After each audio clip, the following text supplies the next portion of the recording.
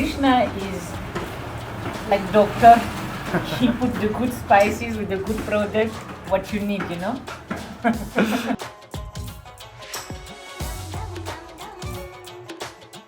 तो राजा ने ये परमानेंट सॉल्यूशन बना दिया कि यहाँ पर झूला लगेगा और रानियाँ और बच्चे झूला झूलेंगे। समोसे में ना केत की चटनी ने 4 चांद लगा दिए हैं। बड़ा नया स्वाद है, मज़ेदार है। नमस्कार फ्रेंड्स, आज हम राजस्थान में दिन की शुरुआत बूंदी से कर रहे हैं। मैं इस समय आपको नवल सागर तालाब दिखा रहा हूँ। अच्छा लग रहा है ना? तालाब के ठीक सामने तारागढ़ फोर्ट है। बहुत बढ़िया लग रहा है। Very good photography point. आज मॉर्निंग में हम कोटा से चले, लगभग हमें 45 मिनट का समय लगा कोटा से यहाँ पहुँचने में। अब हम बूंदी आ गए हैं। यहाँ पर जब मैं आ रहा था ना, तो मेरा मन हुआ कि मैं रेलवे स्टेशन देख लेता हूँ कि बूंदी का स्टेशन कहाँ पर है। तो हाईवे से ही मैं 100 मीटर एक्स्ट्रा गया। मैंने स्टेशन बाहर से देखा just to get a feel railway station कैसा है। और अब हम यहाँ पर आ गए हैं। आज दिन भर हम बूंदी में घूमेंगे, नाइट स्टे भी इधर ही करेंगे, ऐसा हमारा आज का प्लान है। अब हम यहाँ से सीधे जाएंगे मार्केट से होते हुए और नाश्ते में कचौड़ी या समोसा खाएंगे।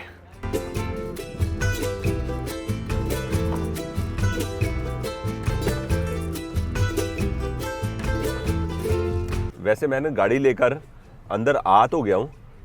आई होप कहीं ट्रैफिक में फंस फूस ना जाऊँ, क्योंकि 10:30 का टाइम हो चुका और मार्केट के अंदर से गाड़ी निकालना मैं श्योर नहीं हूँ, बट चलो कोई बात नहीं।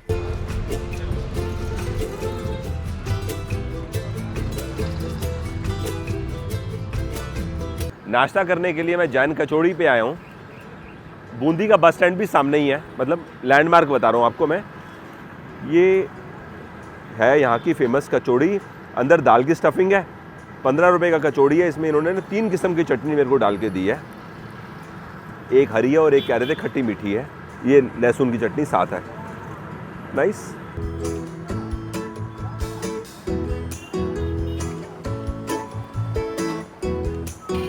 कचौड़ी में दाल और स्टफिंग के मसाले की स्टफिंग के साथ साथ ना हींग डोमिनेट कर रही है, लेकिन उतनी ज़्यादा नहीं है जितना कोटा कचौड़ी में थी।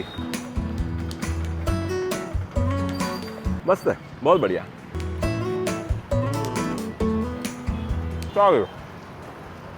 एक यहाँ पे ऑप्शन और भी थी कि हम कचौड़ी और कड़ी कॉम्बिनेशन टेस्ट कर लेते, तो मैंने देखा कचौड़ी कड़ी भी एक यहाँ का कॉम्बिनेशन है। कोटा और बूंदी का फेमस ब्रेकफास्ट बोलेंगे तो हींग कचौड़ी, समोसा, जलेबी और पोहा। अब हम यहाँ से ना आधा किलोमीटर आगे मंगी लाल का फेमस समोसा खाने के लिए जा रहे हैं। सुबह 7:30 बजे यहाँ पर समोसा मिलना स्टार्ट हो जाता है और दिन भर आपको यहाँ पे समोसा मिलेगा। मैंने अपने लिए समोसा दोनों किस्म की चटनी डलवा के ले ली है। समोसे के साथ जो इन्होंने चटनी दी है ना, इसकी बात कुछ अलग है। इनके पास थोड़े न्यूज़पेपर कटिंग वाले पेपर होते हैं ना, वो है समोसा सर्व करने के लिए। मैंने कहा मेरे को उसमें मत दो, डोने में दो। अभी जाते समय मैं बोल के जाऊँगा ये सिस्टम आप चेंज करो, यहाँ पर अच्छा रहेगा। बाकी समोसे यहाँ कितने जा रहे हैं ये तो आप अंदाज़ा लगा लो। अभी 11:15 हो गए हैं, इस समय ये हाल है। तो सुबह के समय क्या रहेगा, पूरा दिन समोसे चलते हैं यहाँ पर। समोसे का जो मसाला है ना, उसके अंदर हींग का फुल ऑन फ्लेवर है। बाकी तीखापन नहीं है, लेकिन हींग टेस्ट में डोमिनेट कर रही है। लवली।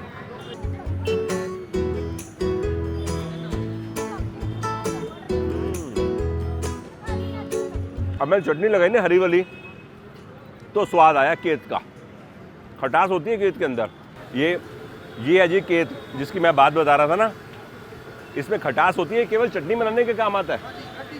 खट्टी चटनी। अच्छा, तो आप इमली और अमचूर का यूज़ नहीं करते? जो केत अभी मैंने आपको दिखाया ना, इसको ये साबुत होता है, इसको पीस कर सप्लाई करते हैं। ये रावत भाटा साइड से आता है। मस्त है। सराउंडिंग्स भी आप देख लो, सामने बाजार है, खुली रोड है। गुड।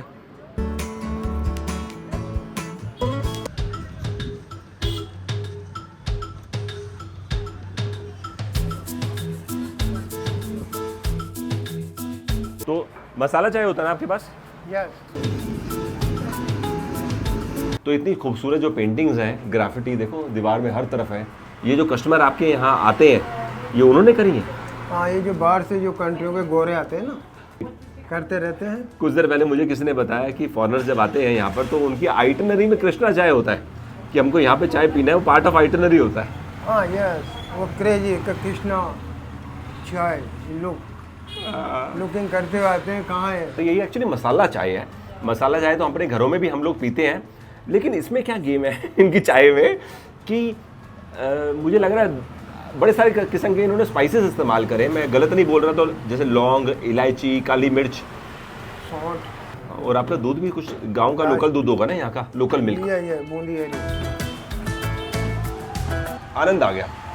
पहली बार चाय पीते पीते मेरे को ऐसा लग रहा है अगर मेरा गला ख़राब है तो मैं चाय पी लूँगा, मेरा गला ठीक हो जाएगा, क्योंकि अदरक भी इन्होंने थोड़ा सा डाला हुआ है।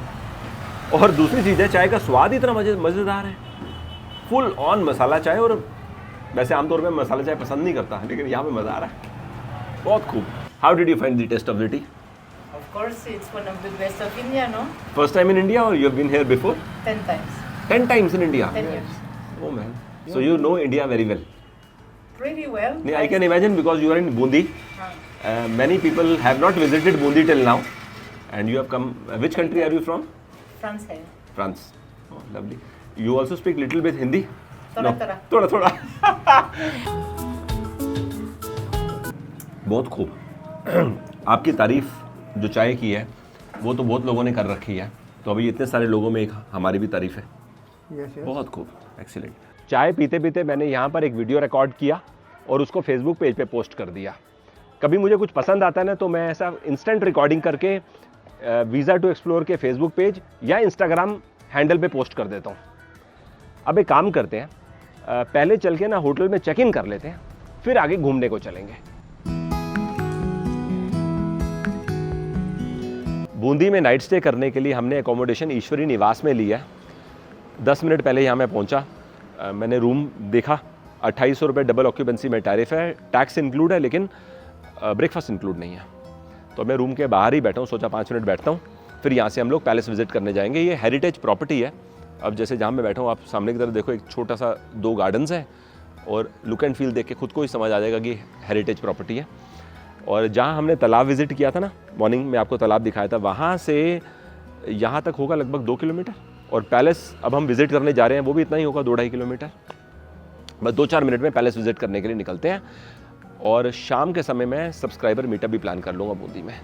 मतलब दैट रिमाइंड्स मी, मेरे को पोस्ट करनी है कम्युनिटी में कि आज शाम को सब्सक्राइबर मीटअप है।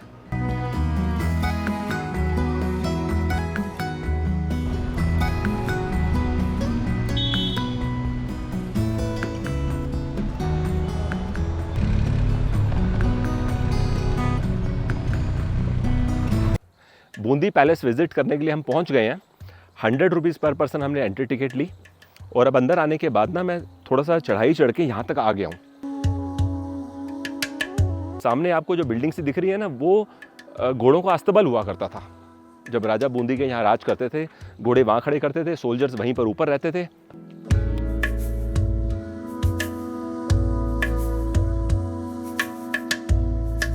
पैलेस एंटर करने के बाद हमने हाथी पोल देखा, एक बड़ा सा दरवाजा जिसके ऊपर स्पाइक्स लगे हुए हैं। हाथी भी इस दरवाजे को नहीं तोड़ सकता। अंदर आने के बाद हम फर्स्ट फ्लोर पे गए। हमने राजा राव रतन सिंह जी का सिंहासन देखा। यहाँ पर वो बैठते थे और इस जगह को दीवाने आम कहते हैं। शॉर्ट में बोलेंगे तो राजा के मंत्री अगर प्रजा की किसी प्रॉब्लम को सॉल्व नहीं कर पाते थे, वो प्रॉब्लम राजा के पास आ जाती थी और उसकी सुनवाई दीवाने आम में होती थी। बाहर की तरफ जो अभी हमने बड़ा सा दरवाजा देखा ना, ये भी इन्हीं राजा के समय में बनवाया गया था। अभी हम ना दीवाने खास में आ गए हैं। इसको छतर महल भी बोलते हैं। यहाँ ये लोग लिख रहे हैं बिल्ड बाय राव राजा छत्रसाल सिंह जी 1658, मतलब ये अगले राजा हो गए। और यहाँ पर हमारे को ना फ्रेस्को पेंटिंग्स देखने को मिलेंगी।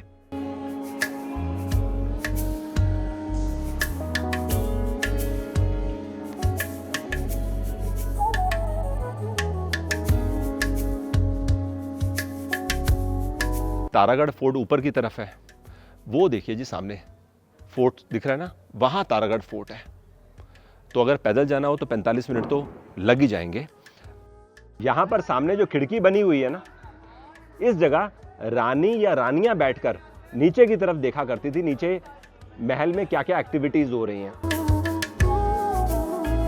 मॉर्निंग में मैंने आपको लेक दिखाई थी ना, अब यहाँ हाइट से हम लेक को देख रहे हैं ना, ऐसा लग रहा है सितारे चमचमा रहे हैं। वाकई ऐसी फीलिंग आ रही है ना, और एरियल व्यू लेक का देख के अच्छा तो बहुत ज़्यादा अच्छा लग रहा है। इस तरह के शीश महल ना आमतौर पे राजस्थान में मैक्सिमम पैलेस में देखने को मिलते हैं, और जैसे होता है कि समय के साथ जो जेम्स और प्रीशियस स्टोन्स होती हैं वो निकल जाती हैं, सेम चीज़ यहाँ पर भी हम देख रहे हैं।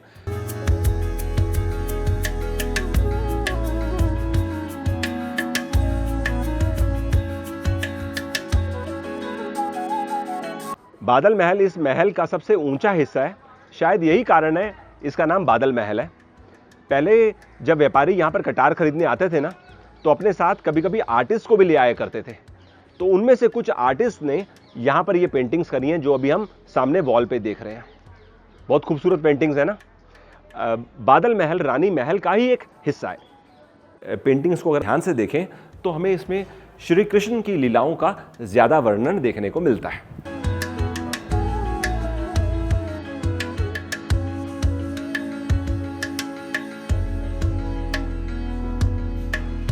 मैंने जितने भी फोर्ट आज तक विजिट करे हैं ना, किसी भी फोर्ट या पैलेस में इस प्रकार का मैंने झूला नहीं देखा। इसको बोलते हैं झूला चौक। पहले ने यहाँ पर नीम का पेड़ होता था, तो बच्चे और रानियाँ नीम के पेड़ के नीचे झूला झूला करती थी। अब पेड़ कभी झुक गया, कभी झूला गिर गया, तो राजा ने ये परमानेंट सॉल्यूशन बना दिया कि यहाँ पर झूला लगेगा और रानियाँ और बच्चे झूला झूलेंगे। अब अंदर जो रूम्स हैं ना, सारे इंटरकनेक्टेड हैं। अब रानियाँ भी काफ़ी सारी होती थी, तो वह रूम्स के अंदर बैठकर बच्चों को झूला झूलते हुए रानियां देखती थी और खुद भी झूला झूलती थी। यहाँ पर सामने जो अभी हम जगह देख रहे, वो देख रहे हैं छतरी सी, वहाँ पर भगवान शिव का मंदिर था और गणेश भगवान का भी वहाँ पर मंदिर हुआ करता था।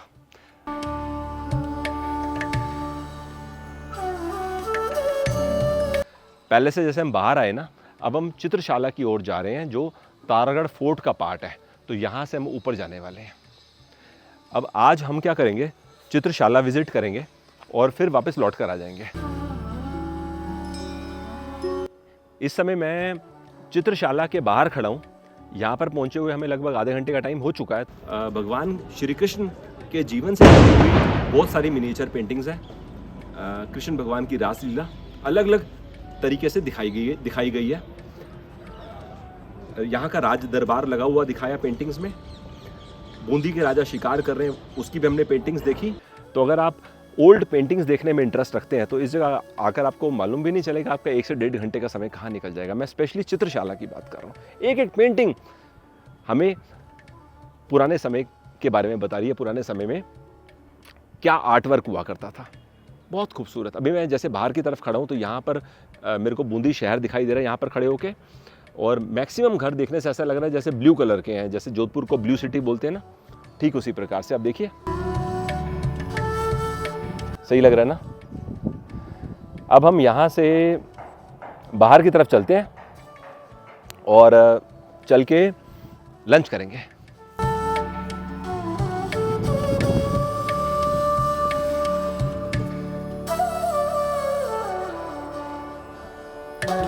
साढ़े 3 बजे का टाइम है। पहले से हम निकल चुके हैं। पहले मैं कोशिश कर रहा था कि मेरे को लंच में दाल बाटी मिल जाए, मालूम चला कि दाल बाटी मुश्किल है। तो हम ना किसी रैंडम रेस्टोरेंट में चलते हैं और नॉर्मल सा लंच कर लेते हैं, और फिर सनसेट से पहले जो हमारे पास टाइम होगा हम बूंदी घूम लेंगे। फिलहाल आप हवेली दोबारा से देख लो, लेफ्ट और राइट साइड में रोड कितनी चौड़ी है। बूंदी में अगर आप रुकने का प्लान कर रहे हो और आप डिसाइड कर रहे हो आपको इसी एरिया में रुकना है और किसी हवेली में रुकना है, तो एक बार ना पार्किंग फैसिलिटी ज़रूर चेक कर लेना, क्योंकि मुझको ऐसा लग रहा है कि अगर हवेली के अंदर पार्किंग फैसिलिटी नहीं होगी तो गाड़ी कहाँ खड़ी करोगे आप। ये है पॉइंट टू बी नोटेड।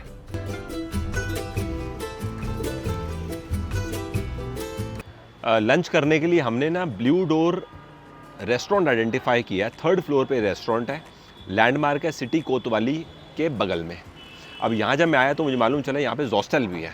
तो लंच करने के बाद हम हॉस्टल भी एक बार देख लेंगे, क्या एकोमोडेशन है, चार्जेस क्या हैं।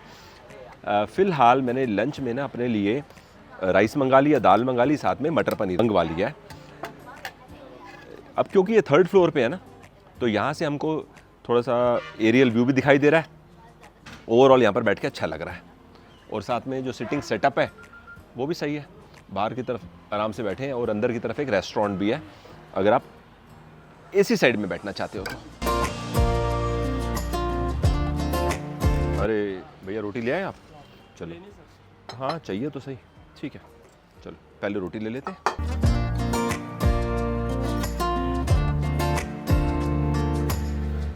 देखो ये मटर पनीर में जो रिमार्केबल चीज़ है ना, वो पनीर ही है। बाकी तो नॉर्मल जैसा मटर पनीर होता है वैसे ही है, लेस स्पाइसी।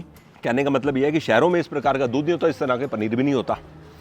तो ये मैं नोटिस करता हूँ, जैसे हम छोटे गाँव में जाते हैं, छोटे शहरों में जाते हैं ना, वहाँ पनीर के टेस्ट में फ़र्क आ जाता है।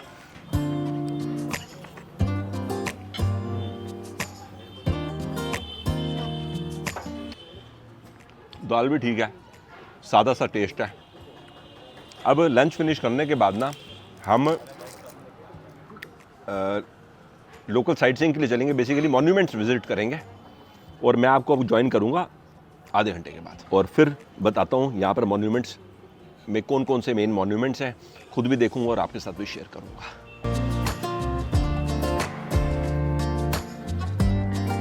मैंने हॉस्टल देखने आ गया। प्राइवेट रूम अगर आप यहाँ पर लेना चाहते हो तो उसका टैरिफ है 2200 रुपीज़, डॉर्मेट्री 500 रुपीज़ सीज़न में, और ऑफ सीज़न में 350-400 की रेंज में मिल जाती है। एकोमोडेशन काफ़ी ज़्यादा नीट एंड क्लीन है। जो कॉमन स्पेस एरिया है ना, मेरे को ये भी काफ़ी अच्छा लग रहा है। ओवरऑल अच्छा लगा मुझे यहाँ पर आके। हॉस्टल से याद आ गया, जब मैं तीर्थन वैली गया था ना, हमने लाइडा विलेज विजिट किया था। ऑफ बीट हिमाचल में तीर्थन वैली आता है, लाइडा विलेज तो बहुत कम लोग जाते हैं, हम लोग गए थे वहाँ पर भी मैंने एक हॉस्टल देखा था। वैसे अगर आपने ये एपिसोड नहीं देखा तो आप देखिएगा, लिंक मैं वीडियो की डिस्क्रिप्शन में दे दूंगा। चलिए अब हम वापस राजस्थान की बात करते हैं। दिल्ली से बूंदी लगभग 475 किलोमीटर दूर है और जयपुर से 220 किलोमीटर। हम जोधपुर बीकानेर से तो काफ़ी ज़्यादा दूर हैं। अगर आप उदयपुर या चित्तौड़गढ़ के साथ बूंदी टूर क्लब करना चाहते हैं, बूंदी और कोटा, तो आप कर सकते हैं। ये एक सर्किट बन सकता है। हमारा तो ये प्लान है कि बूंदी, कोटा, सवाई माधोपुर होते हुए हम अलवर जाएंगे और अलवर पहुंचकर अपनी जर्नी एंड करेंगे। तो ये 4 से 5 दिन का ना राजस्थान टूरिज्म का एक सर्किट बन सकता है, जहां पर बेसिकली हम ट्रैवल कर रहे हैं। बूंदी का टूरिज्म साल में 4 महीने ही है, नवंबर से फरवरी, क्योंकि गर्मियों के समय ना गर्मी यहाँ पर काफ़ी ज़्यादा तेज रहती है, तो टूरिस्ट आना पसंद नहीं करते।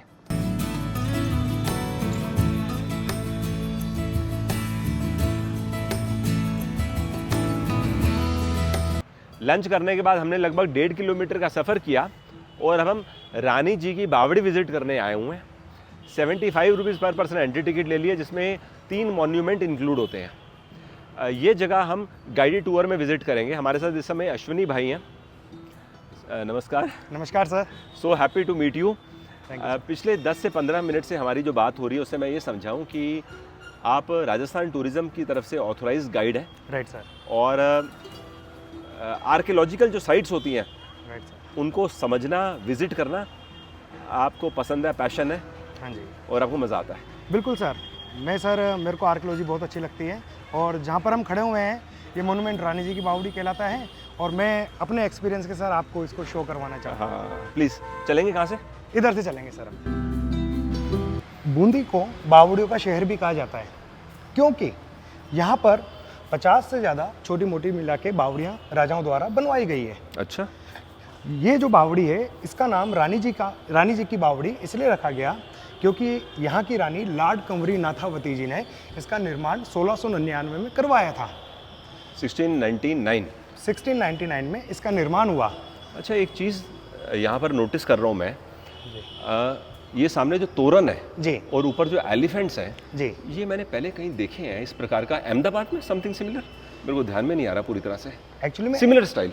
एक्चुअली में ये जो बावड़ी है इसका नाम रानी जी की बावड़ी है, और ऐसे ही अहमदाबाद में आपने जो बावड़ी देखी है वो पाटन में है, उसको भी रानी जी की वाव कहते हैं। आप एक 100 का नोट देखेंगे तो उसके पीछे जो आपको बावड़ी दिखाई देगी वो पाटन की रानी जी की वाव का फोटो है।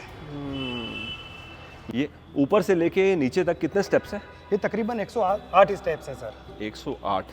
हाँ जी सर, उस ज़माने में पानी का लेवल ऑलमोस्ट काफ़ी ऊपर तक रहता था। बावड़ियाँ कभी भी बारिश के थ्रू नहीं भरती है, तो ज़मीनी पानी का जब लेवल ऊपर आता है स्प्रिंग वाटर के थ्रू, ये बावड़ियों में पानी आना शुरू हो जाता है। Ground water. Ground water. ये जितने भी दोनों तरफ कार्विंग्स लगे हुए हैं, ये भगवान विष्णु के दशा अवतारों के हैं। और सबसे पहला जो अवतार है वो मत्स्य के नाम से है, इसलिए आप देखेंगे ये एक मत्स्य यहाँ पर है। इसी के साथ ही आपके पास में जो सामने है ये हिरण्यकश्यप है, जो कि नरसिंह अवतार से रिलेटेड है। तो ये पूरा नरसिंह अवतार है और बीच में हिरण्यकश्यप वाली और भक्त प्रहलाद वाली स्टोरी इसमें दिखाई गई है। बहुत बढ़िया, बहुत बढ़िया।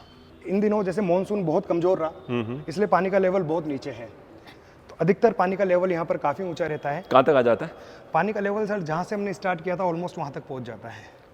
अच्छा, तो यानी चांस की बात है कि हम यहाँ तक आ पाए हैं। बिल्कुल सर। मेरे को यहाँ पर आके ना ऐसा लग रहा है कि ये पूरी रानी जी की बावड़ी को तैयार करने में 3 से 5 साल लगे होंगे। ऐसा इस वजह से लग रहा है कि जब बारिश का समय है तो ग्राउंड वाटर ऊपर जी, और मार्च अप्रैल का टाइम आया तो पानी नीचे। तो तभी तो इन्होंने यहाँ कार्विंग करी होगी, तभी तो लाइमस्टोन से पूरा ये तैयार किया। बिल्कुल सर। एक्चुअली में सर इसका कोई सर्टिफाइड डेट तो है नहीं कि बावड़ी बनने में कितना समय लगा, पर हाँ बिल्कुल 4 से 5 साल इसको ज़रूर लगते थे।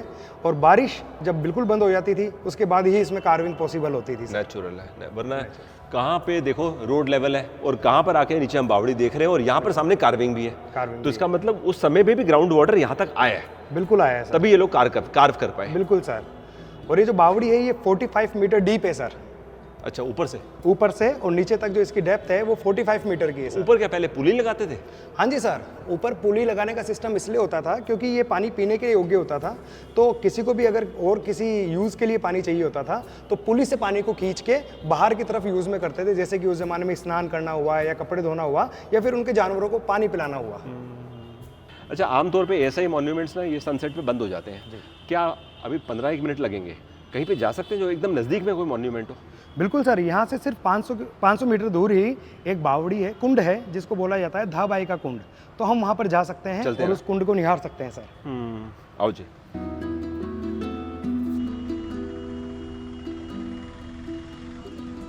सर अभी हम पहुँच गए हैं धाबाई के कुंड। धाबाई के कुंड। धाबाई मतलब दाई माई का बेटा। अच्छा। उसको धाबाई बोला गया। ऐसा नाम क्यों है? क्योंकि उस जमाने में दाई माओं द्वारा प्रसव करवाए जाते थे रानियों के।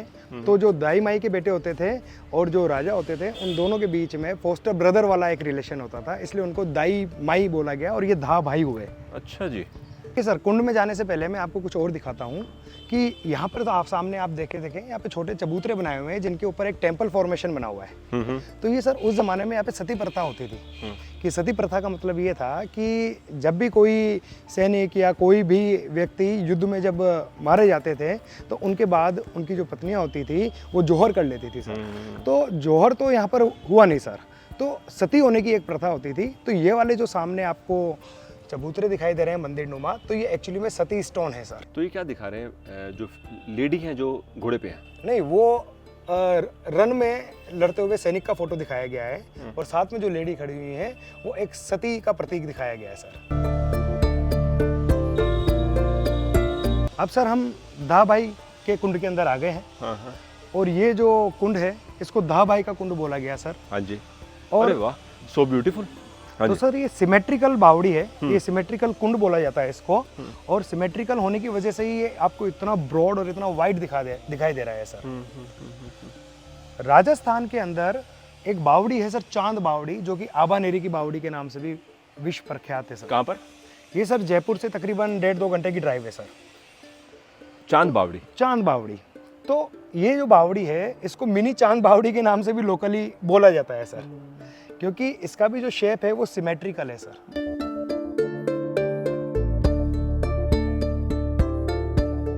सर इसमें फ़र्क 2 हैं। बावड़ी जो है वो नैरो फॉर्मेशन के साथ में ज़्यादा बनाई जाती थी और कुंड को वाइड स्ट्रक्चर के साथ बनाया जाता था। तो दोनों के ही स्थापत्य कला में दिन रात का अंतर है। बावड़ी का जो पानी है वो बहुत टाइम तक स्थिर रहता था, बहुत कम समय ऐसा होता था कि बावड़ी का पानी सूखता था। तो कुंडों का जो पानी है वनस्पत की बावड़ियों के पानी से जल्दी सूखता है, क्योंकि ये बहुत ज़्यादा वाइड बनाए जाते हैं, ब्रॉड बनाए जाते हैं, ओपन बनाए जाते हैं, और इसके स्प्रिंग वाटर के साथ जब पानी आता है तो उतनी ही जल्दी से सूखता भी है। इस साल अनफॉर्चुनेटली हमारे यहाँ पे मानसून ज़्यादा मेहरबान नहीं रहा है, बारिश ज़्यादा हुई नहीं है, जिसकी वजह से ये कुंड बिल्कुल सूखा हुआ है। अच्छा, तो अभी बरसात के बाद भी पानी का लेवल ऊपर आ जाता है? बिल्कुल सर, ये पानी का लेवल बहुत ऊपर तक आ जाता है। और जैसे आप सामने जो 2 खिड़कियां देख रहे हैं सर, वो 2 खिड़कियां पानी के अंदर छुप जाती हैं। अच्छा, तो आप सोच लीजिए कि पानी कितना ऊपर आता होगा। और आज भी आप देखिए कि पानी का जो इम्प्रेशन है वो कितना ऊपर तक इसमें चारों तरफ दिखाई दे रहा है। सामने दिख रहा है ना? बिल्कुल सही है। अच्छा हो गया हम लोग यहाँ पर टाइम पे पहुँच गए। शायद 5-7 मिनट लेट हो जाते तो अंधेरे में विजिबिलिटी खत्म हो जाती। आपके फादर ने रॉक कार्विंग्स और रॉक पेंटिंग्स आइडेंटिफाई की है ना? प्री हिस्टोरिक रॉक पेंटिंग, उसको प्री हिस्टोरिक। तो वो हम जो देखने जाएंगे 40 किलोमीटर का सफ़र करके, ऐसा हमारा कल का प्लान है। और फिर कल का नाइट स्टे मैं कोटा में करने का प्लान कर रहा हूँ। तो आज क्या करते हैं, क्योंकि अभी डिनर में तो टाइम है, तो हम लोग डिनर कर लेंगे और आपको कल मॉर्निंग में कैचअप करते हैं। बिल्कुल सर, ठीक रहेगा। अभी मेरे सिंस आप हमारे साथ ही आए हो तो आपको मैं ड्रॉप कर दूंगा आपके घर या जहाँ भी जाना है, और फिर आपको कल मॉर्निंग में कैचअप करता हूँ और आपसे मैं कुछ देर में दोबारा मुलाकात करता हूँ।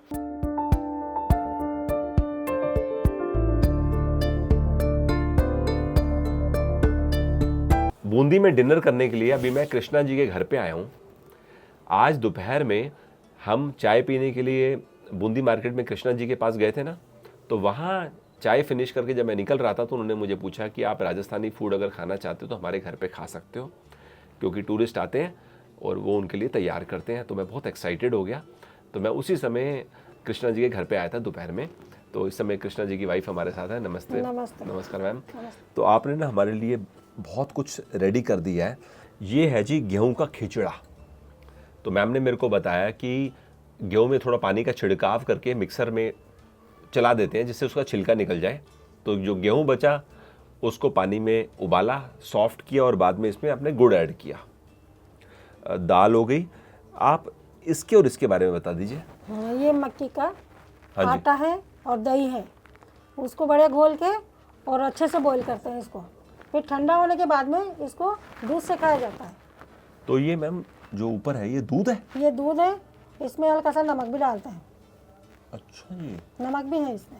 सही है। मेरे को याद है मैं जब बीकानेर गया था वहाँ मैंने राबड़ी टेस्ट किया था। वो कॉन्सेप्ट अलग था, हर जगह का अपना होगा। अलग अलग और राजस्थान में बहुत फेमस है ना।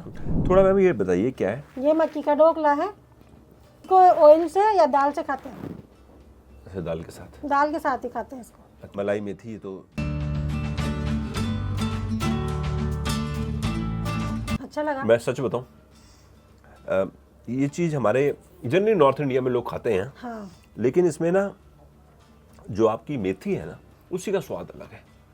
जैसे छोटी सी ये मेथी राजस्थान में ज़्यादा होती है, इधर देसी मेथी, देसी टेस्ट है। मैं मतलब राइट वर्ड ढूंढ रहा था। यहाँ पे देसी मेथी होती है, देसी पालक इधर ही होता है राजस्थान में।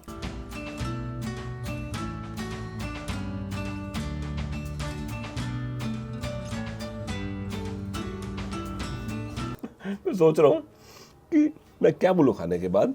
ये चीज़ ना हाँ। टेस्ट में बहुत अलग है। या आप अब बिना लेकिन दाल क्या के भी खा सकते हैं। हाँ, अभी कैसे हम लोग पहली बार खा रहे हैं ना। हाँ। इसको अगर 3-4 बार खा लेंगे तो और अच्छा लगने लगेगा। एक पहली बार तो देखो नई चीज़ हमेशा होता है, लेकिन ये मैं बोल सकता हूँ इस तरह की चीज़ मैंने आज से पहले कभी नहीं खाई। एक सप्ताह के अंदर हमारे 2-3 बार बना लेते हैं। इतना आप लोग खाते हैं? खाते हैं। अच्छा। सर्दी में तो बहुत अच्छा लगता है ये।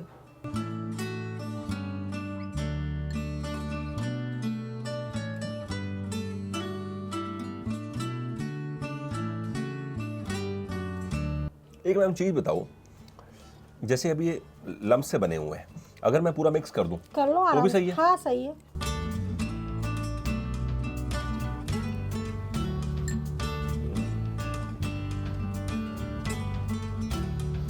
एक बात है, अब मिक्स कर लिया ना स्वाद अच्छा हो गया।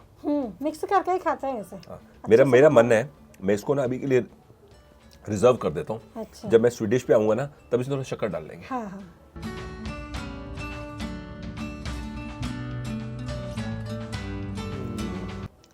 अच्छा है।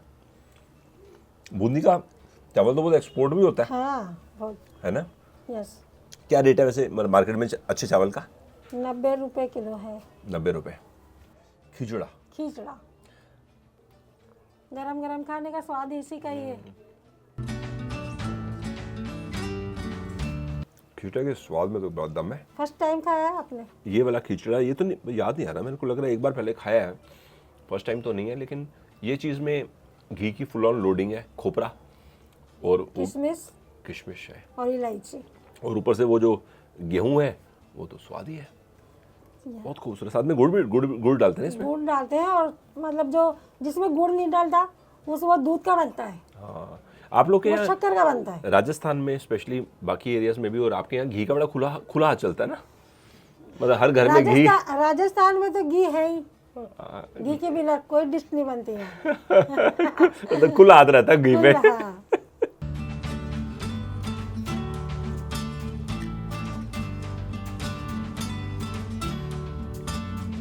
सही है। अच्छा, वैसे एक बात है, मोगरे के साथ ना कॉम्बिनेशन भी अच्छा है। या ये मैंने सोचा नहीं था बहुत कि टेस्ट बनती है इसकी। इतना मस्त टेस्ट आएगा। हाँ। हम लोग तो कैसे पंजाबी है ना, तो हमारी कड़ी तो बिना कड़ी पकोड़े की होती नहीं है। वैसे ये बात है कि मोगरी का स्वाद तो कड़ी में जम रहा है।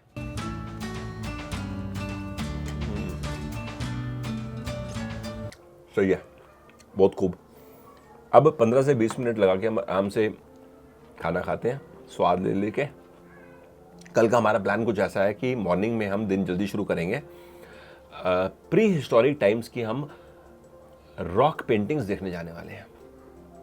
अच्छा है, ऐसा लग रहा है मेरे को, बहुत अमेजिंग एक्सपीरियंस हमारा होने वाला है। फिर वापस आएंगे, बूंदी की कुछ साइट सीइंग लोकेशंस पे जाएंगे और फिर हम लोग कोटा की तरफ निकल जाएंगे। कल रात का हमारा नाइट स्टे कोटा में रहेगा, राइट।